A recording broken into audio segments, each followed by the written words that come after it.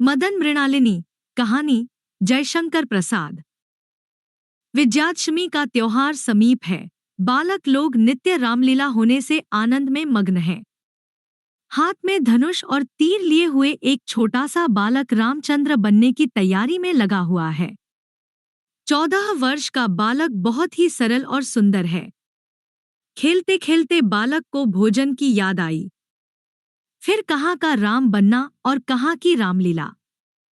चट धनुष फेंककर दौड़ता हुआ माता के पास जा पहुंचा और उस ममतामोहमयी माता के गले से लिपटकर माँ, खाने को दे, माँ। खाने को देखता हुआ जन्नी के चित्त को आनंदित करने लगा। जन्नी बालक का मचलना देखकर प्रसन्न हो रही थी और थोड़ी देर तक बैठी रहकर और भी मचलना देखा चाहती थी। उसके यहाँ एक पड़ोसिन बैठी थी, अतएव वह एकाएक उठकर बालक को भोजन देने में असमर्थ थी। सहज ही असंतुष्ट हो जाने वाली पड़ोस की स्त्रियों का सहज क्रोधमय स्वभाव किसी से छिपा न होगा। यदि वह तत्काल उठकर चली जाती तो पड़ोसिन क्रुद्ध होती। अतः वह उठकर बालक को भोजन देने में आनाकानी करने लगी। बालक का मचलना और भी बढ़ चला। धीरे धीरे वह क्रोधित हो गया। दौड़कर अपनी कमान उठा लाया, तीर चढ़ाकर पड़ोसिन को लक्ष्य किया और कहा, तू यहां से जा, नहीं तो मैं मारता हूं। दोनों स्त्रियां केवल हंसकर उसको मना करती रहीं। अकस्मात वह तीर बालक के हाथ से छूट पड़ा और पड़ोसिन की गर्दन में कुछ धंस गया। अब क्या था, वह अर्जुन और अश्वत्थामा का पाशुपतास्त्र हो गया। बालक की मां बहुत घबरा गई। उसने अपने हाथ से तीर निकाला, उसके रक्त को धोया, बहुत कुछ ढांढस दिया, किंतु घायल स्त्री का चिल्लाना कराहना सहज में थमने वाला नहीं था। बालक की मां विधवा थी, कोई उसका रक्षक न था। जब उसका पति जीता था तब तक उसका संसार अच्छी तरह चलता था। अब जो कुछ पूंजी बच रही थी उसी में वह अपना समय बिताती थी। ज्यों-त्यों करके उसने चिर संरक्षित धन में से 25 रुपए उस घायल स्त्री को दिए। वह स्त्री किसी से यह बात न कहने का वादा करके अपने घर गई, परंतु बालक का पता नहीं। वह डर के मारे घर से निकल किसी और भाग गया। माता ने समझा कि पुत्र कहीं डर से छिपा होगा, शाम तक आ जाएगा। धीरे धीरे संध्या पर संध्या, सप्ताह पर सप्ताह, मास पर मास बीतने लगे, परंतु बालक का कहीं पता नहीं। शोक से माता का हृदय जर्जर हो गया। वह चारपाई पर लग गई। चारपाई ने भी उसका ऐसा अनुराग देखकर उसे अपना लिया और फिर वह उस पर से न उठ सकी। बालक को अब कौन पूछने वाला है। कलकत्ता महानगरी के विशाल भवनों तथा राजमार्गों को आश्चर्य से देखता हुआ एक बालक सुसज्जित भवन के सामने खड़ा है। महीनों कष्ट झेलता, राह चलता, थकता हुआ बालक यहाँ पहुंचा है। बालक थोड़ी देर तक यही सोचता था कि अब मैं क्या करूं, किससे अपने कष्ट की कथा कहूं। इतने में वहां धोती कमीज पहने हुए एक सभ्य बंगाली महाशय का आगमन हुआ।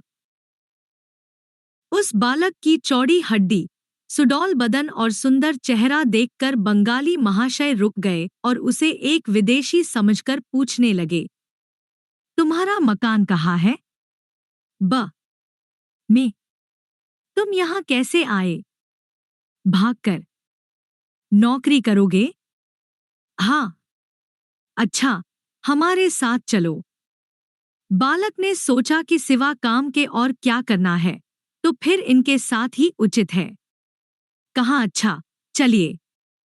बंगाली महाशय उस बालक को घुमाते फिराते एक मकान के द्वार पर पहुंचे। दरबान ने उठकर सलाम किया।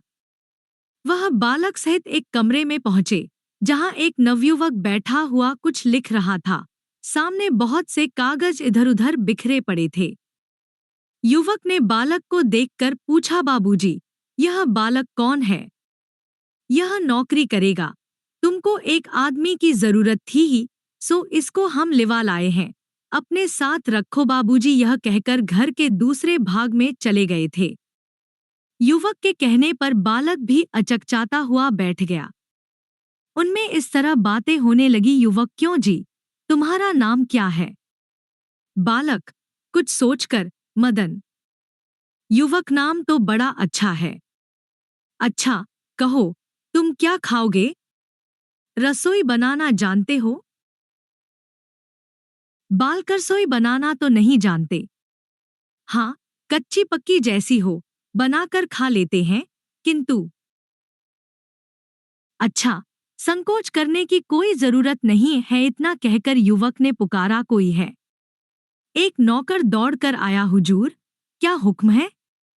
युवक ने कहा, इनको भोजन कराने के लिए ले जाओ। भोजन के उपरांत बालक युवक के पास आया। युवक ने एक घर दिखाकर कहा कि उस सामने की कोठरी में सो और उसे अपने रहने का स्थान समझो। युवक की आज्ञा के अनुसार बालक उस कोठरी में गया। देखा तो एक साधारण सी चौकी पड़ी है। एक घड़े में जल, लोटा और गिलास भी रखा हुआ है। वह चुपचाप चौकी पर लेट गया। लेटने पर उसे बहुत सी बातें याद आने लगीं, एक एक करके उसे भावना के जाल में फंसाने लगी। बाल्यावस्था के साथी, उनके साथ खेलकूद, राम रावण की लड़ाई, फिर उस विजयादशमी के दिन की घटना, पड़ोसिन के अंग में तीर का धंस जाना, माता की व्याकुलता और मार्ग के कष्ट को सोचते सोचते उस भयातुर बालक की विचित्र दशा हो गई। मनुष्य की मिमियाएं निकालने वाली द्वीपनिवासिनी जातियों की भयानक कहानियां, जिन्हें उसने बचपन में माता की गोद में पड़े पड़े सुना था, उसे और भी डराने लगी। अकस्मात उसके मस्तिष्क को उद्वेग से भर देने वाली यह बात भी समा गई कि ये लोग तो मुझे नौकर बनाने के लिए अपने यहाँ लाए थे, फिर इतने आराम से क्यों रखा है? हो, वही टापू वाली बात है। बस, फिर कहाँ की नींद और कहाँ का सुख, करवटें बदलने लगा। मन में यही सोचता था कि यहाँ से किसी तरह भाग चलो। परंतु निद्रा भी कैसी प्यारी वस्तु है। घोर दो खके समय भी मनुष्य को यही सुख देती है। सब बातों से व्याकुल होने पर भी वह कुछ देर के लिए सो गया। मदन उसी घर में रहने लगा। अब उसे उतनी घबराहट नहीं मालूम होती। अब वह निर्भय सा हो गया है। किंतु अभी तक यह बात कभी कभी उसे उधेड़बुन में लगा देती है कि ये लोग मुझसे इतना अच्छा बर्ताव क्यों करते हैं और क्यों इतना सुख देते हैं। पर इन सब बातों को वह उस समय भूल जाता है जब मृणलिनी उसकी रसोई बनवाने लगती है।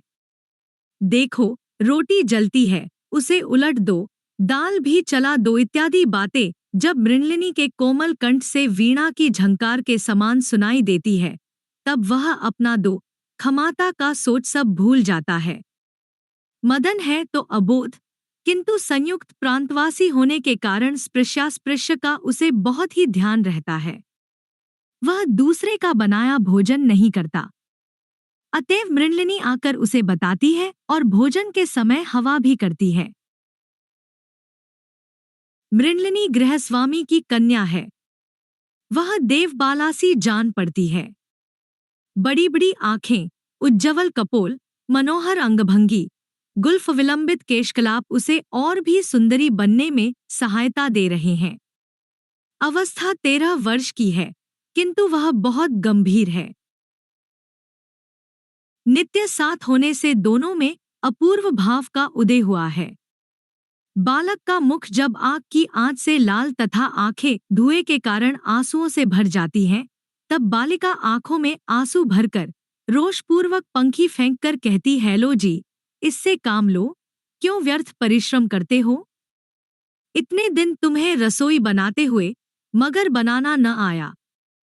तब मदन आंच लगने के सारे दो ख को भूल जाता। तब उसकी तृष्णा और बढ़ जाती, भोजन रहने पर भी भूख सताती है और सताया जाकर भी वह हंसने लगता है। मन ही मन सोचता, मृणलिनी, तुम बंगमहिला क्यों हुई? मदन के मन में यह बात क्यों उत्पन्न हुई? दोनों सुंदर थे, दोनों ही किशोर थे, दोनों संसार से अनभिज्ञ थे, दोनों के हृदय में रक्त था, उच्छ्वास था, वेग था, विकास था। दोनों के हृदय सिंधु में किसी अपूर्व चंद्र का मधुरोज्ज्वल प्रकाश पड़ता था। दोनों के हृदय कानन में नंदन पारिजात खिला था। जिस परिवार में बालक मदन पलता था, उसके मालिक हैं अमरनाथ बनर्जी। आपके नवयुवक पुत्र का नाम है किशोरनाथ बनर्जी, कन्या का नाम मृणलिनी और गृहिणी का नाम हीरामणि है। बंबई और कलकत्ता दोनों स्थानों में आपकी दुकानें थीं, जिनमें बाहरी चीजों का क्रय विक्रय होता था। विशेष काम मोती के बनिज का था। आपका ऑफिस सीलोन में था, वहां से मोती की खरीद होती थी। आपकी कुछ जमीन भी वहां थी, उससे आपकी बड़ी आय थी। आप प्राय अपनी बंबई की दुकान में और आपका परिवार कलकत्ते में रहता था। धन अपार था, किसी चीज की कमी न थी। तो भी आप एक प्रकार से चिंतित थे। संसार में कौन चिंताग्रस्त नहीं है? पशु पक्षी, कीट पतंग, चेतन और अचेतन, सभी को किसी प्रकार की चिंता है। जो योगी हैं, जिन्होंने सब कुछ त्याग दिया है, संसार जिनके वास्ते असार है, उन्होंने भी स्वीकार किया है। यदि वे आत्मचिंतन न करें, तो उन्हें योगी कौन कहेगा? किंतु बनर्जी महाशय की चिंता का कारण क्या है? सो पति पत्नी की इस बातचीत से ही विदित हो जाएगा। अमरनाथ किशोर तो कुंवारा ही रहा चाहता है। अभी तक उसकी शादी कहीं पक्की नहीं हुई। हीरामणि सीलोन में आपके व्यापार करने तथा रहने से समाज आपको दूसरी ही दृष्टि से देख रहा है। अमरनाथ ऐसे समाज की मुझे परवाह नहीं है। मैं तो केवल लड़की और लड़के का ब्याह अपनी जाति में करना चाहता था। क्या टापुओं में जाकर लोग पहले बनिज नहीं करते थे? मैंने कोई अन्य धर्म तो ग्रहण नहीं किया, फिर यह व्यर्थ का आडंबर क्यों है? और यदि कोई खानपान का दोष दे, तो क्या यहाँ पर तिलक कर पूजा करने वाले लोगों से होटल बचा हुआ है?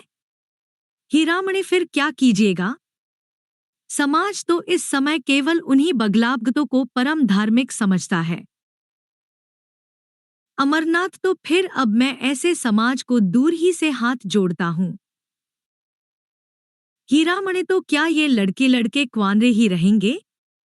अमरनाथन ही, अब हमारी यह इच्छा है कि तुम सबको लेकर उसी जगह चलें। यहाँ कई वर्ष रहते भी हुआ, किंतु कार्य सिद्ध होने की कुछ भी आशा नहीं है, तो फिर अपना व्यापार क्यों नष्ट होने दें? इसलिए अब तुम सबको वहीं चलना होगा। न होगा तो ब्राह्म हो जाएंगे, किंतु यह उपेक्षा अब सही नहीं जाती। मदन मृणलिनी के संगम से बहुत ही प्रसन्न है। सरला मृणलिनी भी प्रफुल्लित है। किशोरनाथ भी उसे बहुत ही प्यार करता है, प्राय उसी को साथ लेकर हवा खाने के लिए जाता है। दोनों में बहुत ही सौहार्द है। मदन भी बाहर किशोरनाथ के साथ और घर आने पर मृणलिनी की प्रेममयी वाणी से आप्यायित रहता है। मदन का समय सुख से बीतने लगा, किंतु बनर्जी महाशय के सपरिवार बाहर जाने की बातों ने एक बार उसके हृदय को उद्वेगपूर्ण बना दिया। वह सोचने लगा कि मेरा क्या परिणाम होगा? क्या मुझे भी चलने के लिए आज्ञा देंगे? और यदि ये चलने के लिए कहेंगे, तो मैं क्या करूंगा? इनके साथ जाना ठीक होगा या नहीं? इन सब बातों को वह सोचता ही था कि इतने में किशोरनाथ ने अकस्मात आकर उसे चौंका दिया। उसने खड़े होकर पूछा, खिए, आप लोग किस सोच विचार में पड़े हुए हैं? कहाँ जाने का विचार है? क्यों, क्या तुम न चलोगे? कहाँ? जहाँ हम लोग जाया। वही तो पूछता हूँ कि आप लोग कहाँ जाएंगे? सीलोन। तो मुझसे भी आप वहां चलने के लिए कहते हैं? इसमें तुम्हारी हानि ही क्या है? यज्ञोपवीत दिखाकर इसकी और भी तो ध्यान कीजिए।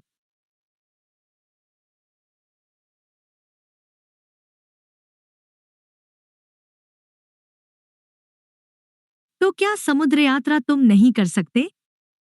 सुना है कि वहां जाने से धर्म नष्ट हो जाता है। क्यों? जिस तरह तुम यहाँ भोजन बनाते हो, उसी तरह वहां भी बनाना। जहाज पर भी चढ़ा होगा, उसमें हर्ज ही क्या है? लोग गंगा सागर और जगन्नाथ जी जाते समय जहाज पर नहीं चढ़ते? मदन अब निरुत्तर हुआ, किंतु उत्तर सोचने लगा। इतने ही में उधर से मृणलिनी आती हुई दिखाई पड़ी। मृणलिनी को देखते ही उसके विचाररूपी मोतियों को प्रेमहंस ने चुग लिया और उसे उसकी बुद्धि और भी भ्रमपूर्ण जान पड़ने लगी। मृणलिनी ने पूछा, क्यों मदन, तुम बाबा के साथ न चलोगे? जिस तरह वीणा की झंकार से मस्त होकर मृग स्थिर हो जाता है अथवा मनोहर वंशी की तान से झूमने लगता है, वैसे ही मृणलिनी के मधुर स्वर में मुग्ध मदन ने कह दिया, क्यों न चलूंगा। सारा संसार घड़ी घड़ी भर पर, पल पल भर पर नवीन सा प्रतीत होता है और इससे उस विश्वयंत्र को बनाने वाले स्वतंत्र की बड़ी भारी निपुणता का पता लगता है, क्योंकि नवीनता की यदि रचना न होती तो मानव समाज को यह संसार और ही तरह का भासित होता। फिर उसे किसी वस्तु की चाह न होती, इतनी तरह के व्यावहारिक पदार्थों की कुछ भी आवश्यकता न होती। समाज, राज्य और धर्म के विशेष परिवर्तन रूपी पट में इसकी मनोहर मूर्ति और भी सलोनी देख पड़ती है। मनुष्य बहुप्रेमी क्यों हो जाता है? मानवों की प्रवृत्ति क्यों दिन रात बदला करती है? नगर निवासियों को पहाड़ी घाटियां सौंदर्य में प्रतीत होती हैं? विदेश पर्यटन में क्यों मनोरंजन होता है? मनुष्य क्यों उत्साहित होता है? इत्यादि प्रश्नों के उत्तर में केवल यही कहा जा सकता है कि नवीनता की प्रेरणा। नवीनता वास्तव में ऐसी ही वस्तु है कि जिससे मदन को भारत से सीलोन तक पहुंच जाना कुछ कष्टकर न हुआ। विशाल सागर के वक्षस्थल पर दानवराज की तरह वह जहाज अपनी चाल और उसकी शक्ति दिखा रहा है। उसे देखकर मदन को द्रौपदी और पांडवों को लादे हुए घटोत्कच का ध्यान आता था। उत्ताल तरंगों की कल्लोलमाला अपना अनुपम दृश्य दिखा रही है। चारों ओर जल ही जल है। चंद्रमा अपने पिता की गोद में क्रीड़ा करता हुआ आनंद दे रहा है। अनंत सागर में अनंत आकाशमंडल के असंख्य नक्षत्र अपने प्रतिबिंब दिखा रहे हैं। मदन 3-4 बरस में युवक हो गया है। उसकी भावुकता बढ़ गई थी। वह समुद्र का सुंदर दृश्य देख रहा था। अकस्मात एक प्रकाश दिखाई देने लगा। वह उसी को देखने लगा। उस मनोहर अरुण का प्रकाश नील जल को भी आरक्तिम बनाने की चेष्टा करने लगा। चंचल तरंगों की लहरियां सूर्य की किरणों से क्रीड़ा करने लगी। मदन उस अनंत समुद्र को देखकर डरा नहीं, किंतु अपने प्रेम में हृदय का एक जोड़ा देखकर और भी प्रसन्न हुआ। वह निर्भीक हृदय से उन लोगों के साथ सीलोन पहुंचा। अमरनाथ के विशाल भवन में रहने से मदन को बड़ी ही प्रसन्नता है। मृणलिनी और मदन उसी प्रकार से मिलते जुलते हैं जैसे कलकत्ते में मिलते जुलते थे। लवण महासमुद्र की महिमा दोनों ही को मनोहर जान पड़ती है। प्रशांत महासागर के तट की संध्या दोनों के नेत्रों को ध्यान में लगा देती है। डूबते हुए सूर्यदेव देवतुल्य हृदयों को संसार की गति दिखलाते हैं। अपने राग की आभा उन प्रभात में हृदयों पर डालते हैं। दोनों ही सागर तट पर खड़े सिंधु की तरंग भंगियों को देखते हैं, फिर भी दोनों ही दोनों की मनोहर अंगभंगियों में भूले हुए हैं। महासमुद्र के तट पर बहुत समय तक खड़े होकर मृणलिनी और मदन उस अनंत का सौंदर्य देखते थे। अकस्मात बैंड का सुरीला राग सुनाई दिया, जो कि सिंधु गर्जन को भी भेद कर निकलता था। मदन, मृणालिनी दोनों एकाग्रचित हो उस ओजस्विनी कविवाणी को जातीय संगीत में सुनने लगे, किंतु वहां कुछ दिखाई न दिया। चकित होकर वे सुन रहे थे। प्रबल वायु भी उत्ताल तरंगों को हिलाकर उनको डराता हुआ उसी की प्रतिध्वनि करता था। मंत्रमुग्ध के समान सिंधु भी अपनी तरंगों के घात प्रतिघात पर चिढ़कर उन्हीं शब्दों को दोहराता है। समुद्र को स्वीकार करते देखकर अनंत आकाश भी उसी की प्रतिध्वनि करता है। धीरे धीरे विशाल सागर के हृदय को फाड़ता हुआ एक जंगी जहाज दिखाई पड़ा। मदन और मृणलिनी दोनों ही स्थिर दृष्टि से उसकी ओर देखते रहे। जहाज अपनी जगह पर ठहरा और इधर पोर्ट संरक्षक ने उस पर सैनिकों के उतरने के लिए यथोचित प्रबंध किया। समुद्र की गंभीरता, संध्या की निस्तब्धता और बैंड के सुरीले राग ने दोनों के हृदयों को सम्मोहित कर लिया और वे इन्हीं सब बातों की चर्चा करने लग गए। मदन ने कहा, मृणालिनी, यह बाजा कैसा सुरीला है। मृणलिनी का ध्यान टूटा। सहसा उसके मुख से निकला, तुम्हारे कलकंठ से अधिक नहीं है। इसी तरह दिन बीतने लगे। मदन को कुछ काम नहीं करना पड़ता था। जब कभी उसका जी चाहता तब वह महासागर के तट पर जाकर प्रकृति की सुषमा को निरखता और उसी में आनंदित होता था। वह प्राय गोता लगाकर मोती निकालने वालों की ओर देखा करता और मन ही मन उनकी प्रशंसा किया करता था। मदन का मालिक भी उसको कभी कोई काम करने के लिए आज्ञा नहीं देता था। वह उसे बैठा देखकर मृणलिनी के साथ घूमने के लिए जाने की आज्ञा देता था। उसका स्वभाव ही ऐसा सरल था कि सभी सहवासी उससे प्रसन्न रहते थे। वह भी उनसे खूब हिलमिलकर रहता था। संसार भी बड़ा प्रपंचमय यंत्र है। वह अपनी मनोहरता पर आप ही मुग्ध रहता है। एक एकांत कमरे में बैठे हुए मृणलिनी और मदन ताश खेल रहे हैं। दोनों जीजान से अपने अपने जीतने की कोशिश कर रहे हैं। इतने ही में सहसा अमरनाथ बाबू उस कोठरी में आए। उनके मुखमंडल पर क्रोध झलकता था। वह आते ही बोले, क्यों रे दुष्ट, तू बालिका को फुसला रहा है।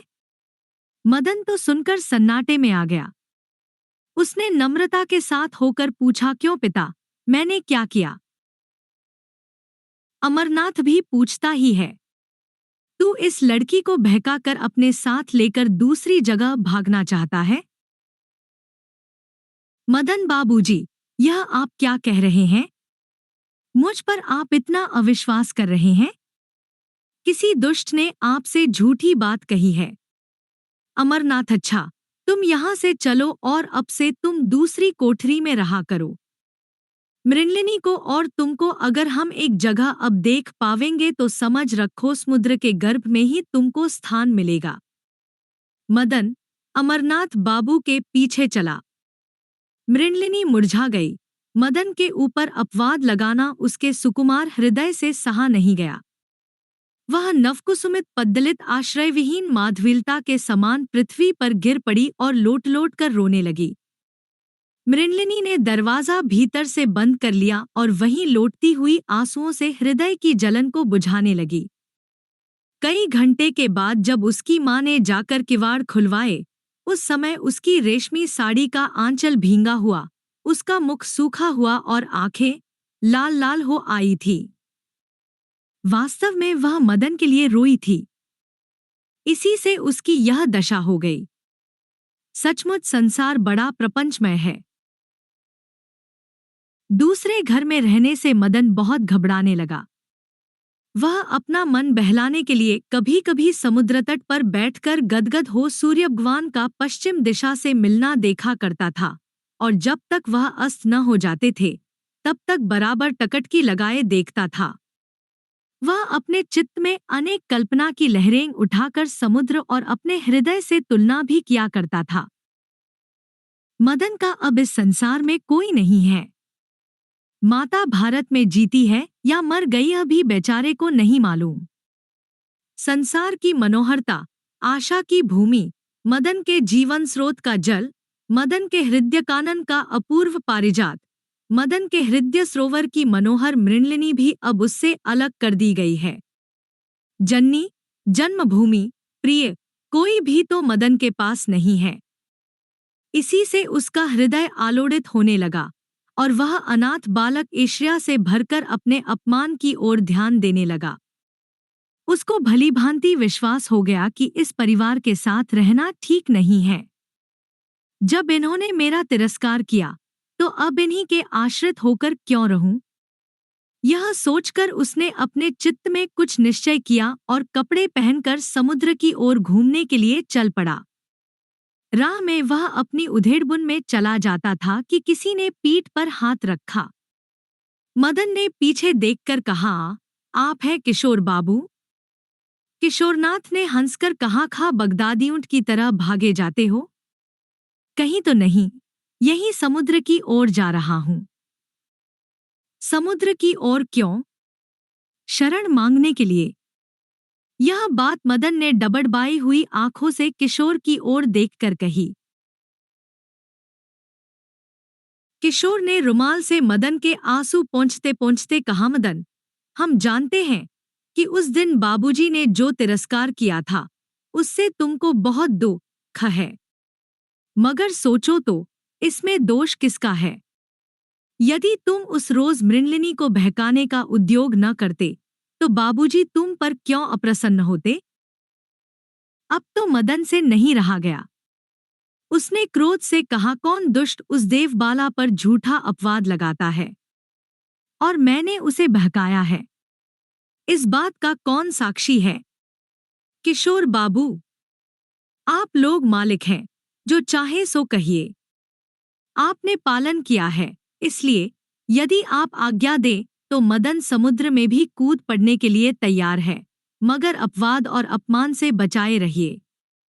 कहते कहते मदन का मुख क्रोध से लाल हो आया, आंखों में आंसू भर आए।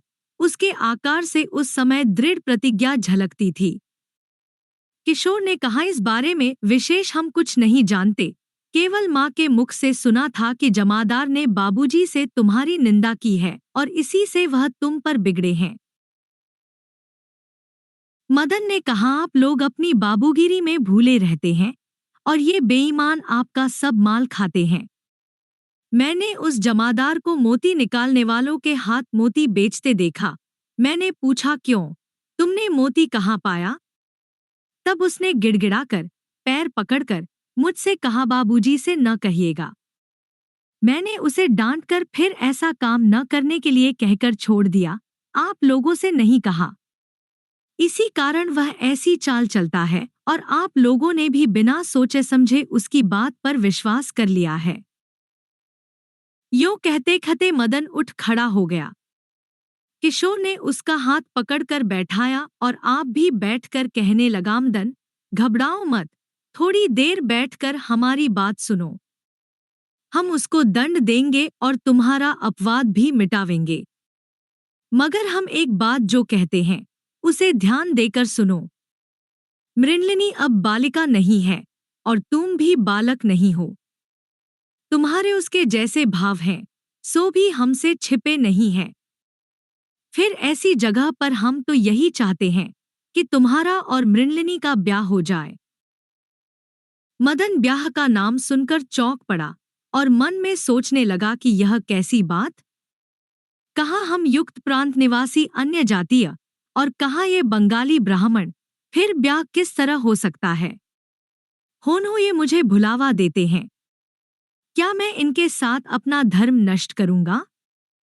क्या इसी कारण ये लोग मुझे इतना सुख देते हैं और खूब खुलकर मृणलिनी के साथ घूमने फिरने और रहने देते थे? मृणलिनी को मैं जी से चाहता हूँ और जहाँ तक देखता हूँ मृणलिनी भी मुझसे कपट प्रेम नहीं करती। किंतु यह ब्याह नहीं हो सकता क्योंकि इसमें धर्म और अधर्म दोनों का डर है। धर्म का निर्णय करने की मुझमें शक्ति नहीं है। मैंने ऐसा ब्याह होते न देखा है और न सुना है, फिर कैसे यह ब्याह करूं? इन्हीं बातों को सोचते सोचते बहुत देर हो गई। जब मदन को यह सुन पड़ा कि अच्छा, सोचकर हमसे कहना, तब वह चौंक पड़ा और देखा तो किशोरनाथ जा रहा है। मदन ने किशोरनाथ के जाने पर कुछ विशेष ध्यान नहीं दिया और फिर अपने विचारों के सागर में मग्न हो गया। फिर मृणलिनी का ध्यान आया, हृदय धड़कने लगा। मदन की चिंता शक्ति का वेग रुक गया और उसके मन में यही समाया कि ऐसे धर्म को मैं दूर ही से हाथ जोड़ता हूँ। मृणालिनी प्रेम प्रतिमा, मृणालिनी को मैं नहीं छोड़ सकता। मदन इसी मंतव्य को स्थिर कर समुद्र की ओर मुख कर उसकी गंभीरता निहारने लगा। वहां पर कुछ धनी लोग पैसा फेंककर उसे समुद्र से ले आने का तमाशा देख रहे थे। मदन ने सोचा कि प्रेमियों का जीवन प्रेम है और सज्जनों का अमोघ धन धर्म है। ये लोग अपने प्रेम जीवन की परवाह न कर धर्मधन को बटोरते हैं और फिर इनके पास जीवन और धन दोनों चीजें दिखाई पड़ती हैं। तो क्या मनुष्य इनका अनुकरण नहीं कर सकता? अवश्य कर सकता है। प्रेम ऐसी तुच्छ वस्तु नहीं है कि धर्म को हटाकर उस स्थान पर आप बैठे। प्रेम महान है, प्रेम उदार है। प्रेमियों को भी वह उदार और महान बनाता है। प्रेम का मुख्य अर्थ है आत्मत्याग। तो क्या मृणलिनी से ब्याह कर लेना ही प्रेम में गिना जाएगा? नहीं नहीं, वह घोर स्वार्थ है। मृणलिनी को मैं जन्म भर प्रेम से हृदय मंदिर में बिठाकर पूजूंगा, उसकी सरल प्रतिमा को पंख में न लपेटूंगा। परंतु ये लोग जैसा बर्ताव करते हैं, उससे संभव है कि मेरे विचार पलट जाया। इसलिए अब इन लोगों से दूर रहना ही उचित है। मदन इन्हीं बातों को सोचता हुआ लौट आया और जो अपना मासिक वेतन जमा किया था वह तथा कुछ कपड़े आदि आवश्यक सामान लेकर वहां से चला गया। जाते समय उसने एक पत्र लिखकर वहीं छोड़ दिया। जब बहुत देर तक लोगों ने मदन को नहीं देखा, तब चिंतित हुए। खोज करने से उनको मदन का पत्र मिला, जिसे किशोरनाथ ने पढ़ा और पढ़कर उसका मर्म पिता को समझा दिया। पत्र का भाव समझते ही उनकी सब आशा निर्मूल हो गई। उन्होंने कहा, किशोर, देखो, हमने सोचा था कि मृणलिनी किसी कुलीन हिंदू को समर्पित हो, परंतु वह नहीं हुआ। इतना व्यय और परिश्रम जो मदन के लिए किया गया, सब व्यर्थ हुआ। अब वह कभी मृणलिनी से ब्याह नहीं करेगा, जैसा कि उसके पत्र से विदित होता है। आपके उस व्यवहार ने उसे और भी भड़का दिया। अब वह कभी ब्याह न करेगा। मृणलिनी का क्या होगा जो उसके भाग्य में है? क्या जाते समय मदन ने मृणलिनी से भी भेंट नहीं की? पूछने से मालूम होगा। इतना कहकर किशोर मृणलिनी के पास गया। मदन उससे भी नहीं मिला था। किशोर ने आकर पिता से सब हाल कह दिया। अमरनाथ बहुत ही शोकग्रस्त हुए। बस उसी दिन से उनकी चिंता बढ़े लगी। क्रमश वह नित्य ही मद्य सेवन करने लगे। वह तो प्राय अपनी चिंता दूर करने के लिए मद्यपान करते थे, किंतु उसका फल उल्टा हुआ। उनकी दशा और भी बुरी हो चली, यहाँ तक कि वह सब समय पान करने लगे, कामकाज देखना भालना छोड़ दिया। नवयुवक किशोर बहुत चिंतित हुआ, किंतु वह धैर्य के साथ सांसारिक कष्ट सहने लगा।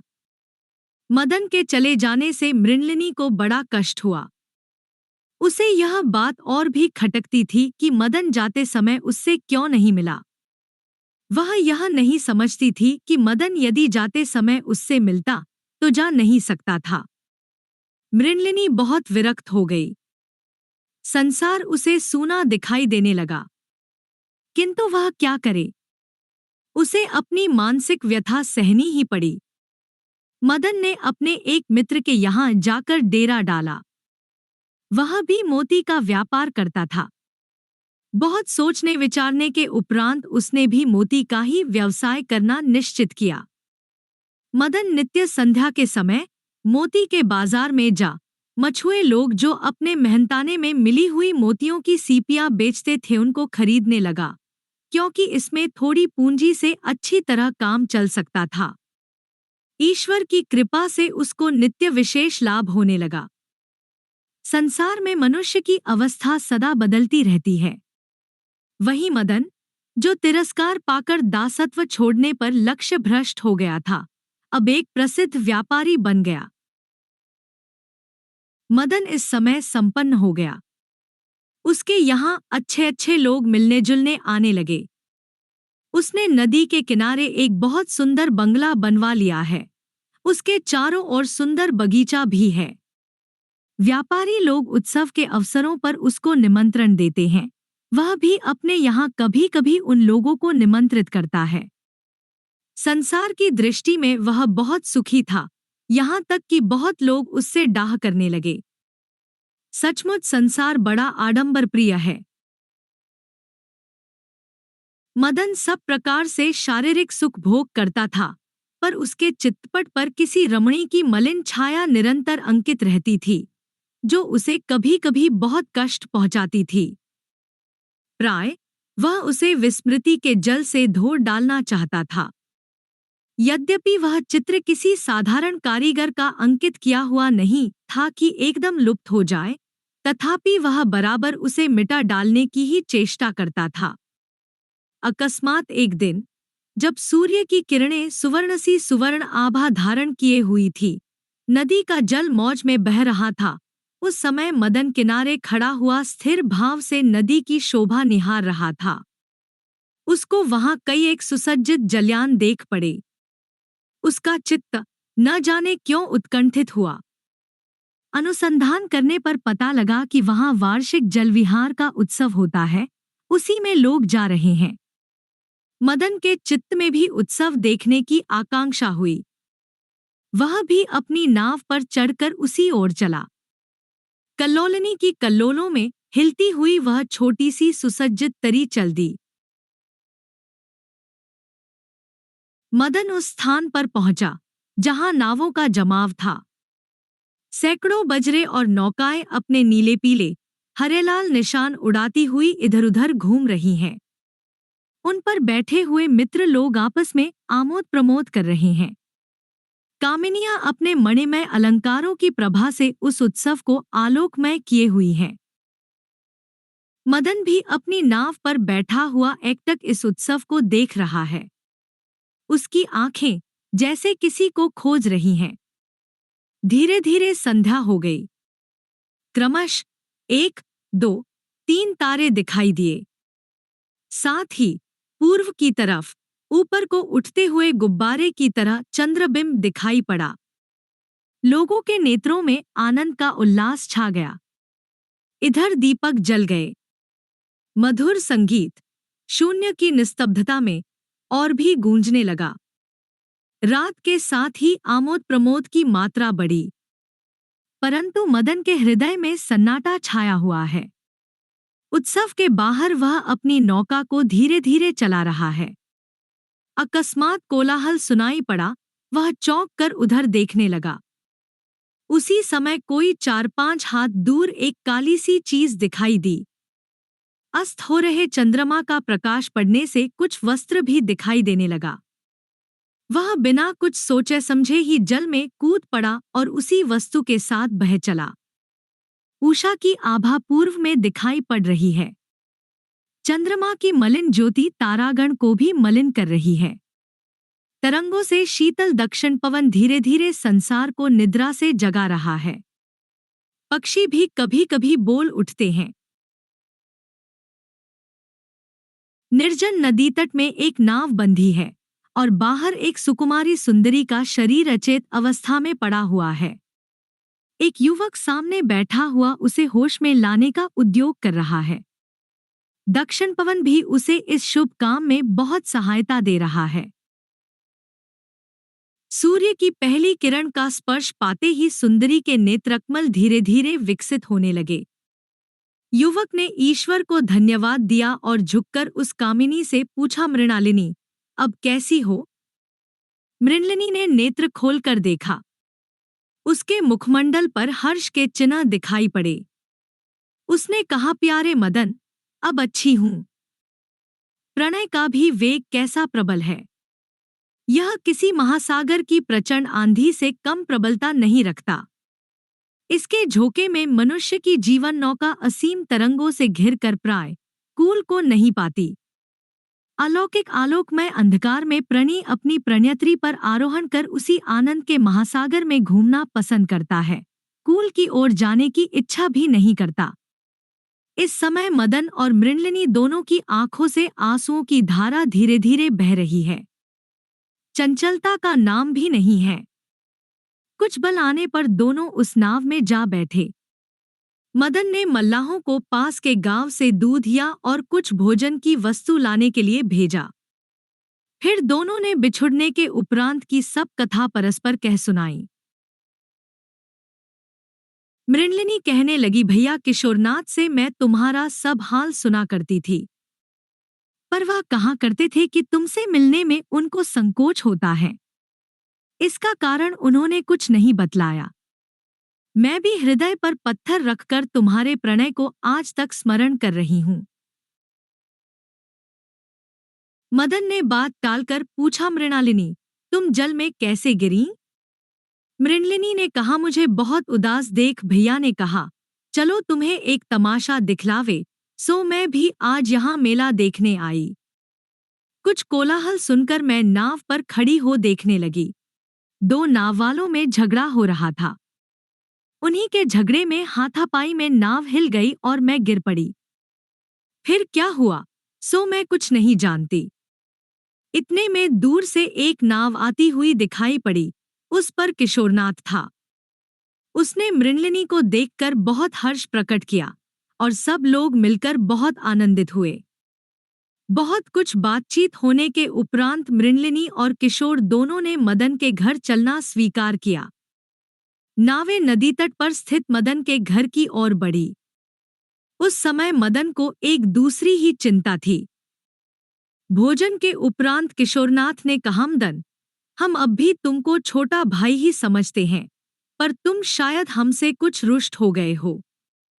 मदन ने कहा, भैया कुछ नहीं।